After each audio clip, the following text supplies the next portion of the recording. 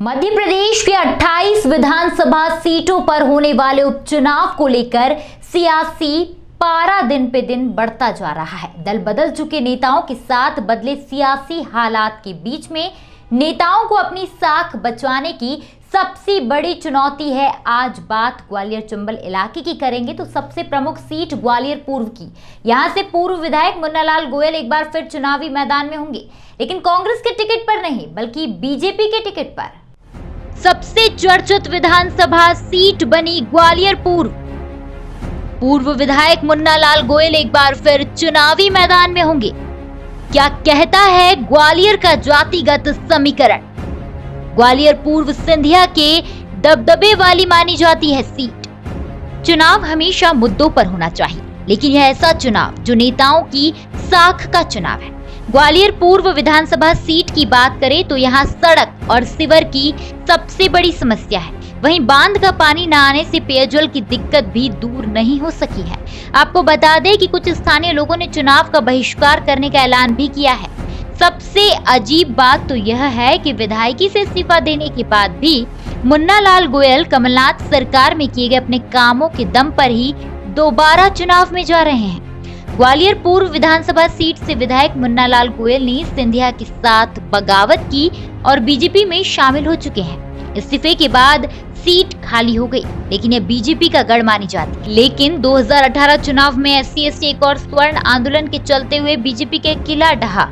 ग्वालियर पूर्व विधानसभा का चुनावी गणित आप भी समझ लीजिए। इस सीट पर कुल मतदाताओं की संख्या 3,74,000 है।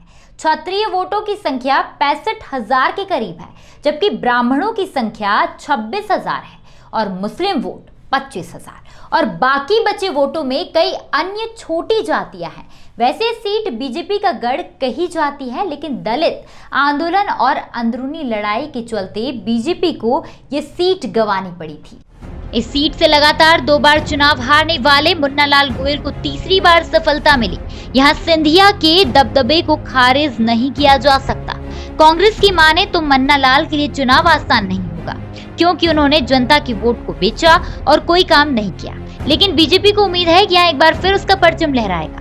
कांग्रेस और बीजेपी दोनों ही दलों के अपने अपने दावे हैं, लेकिन सियासी समझ रखने वालों का कहना है कि पार्टी बदलने से मुन्नालाल गोयल को काफी फर्क पड़ सकता है, क्योंकि उनके वोटर सबसे ज्यादा मुस्लिम और SC/ST हैं और उन्हें अप्रैल 2018 में हुए आंदोलनों से काफी फायदा मिला था। भले ही अभी चुनावों की तारीखों का ऐलान नहीं हुआ, लेकिन यह दोनों की राजनीतिक दलों के लिए आसान नहीं होगा।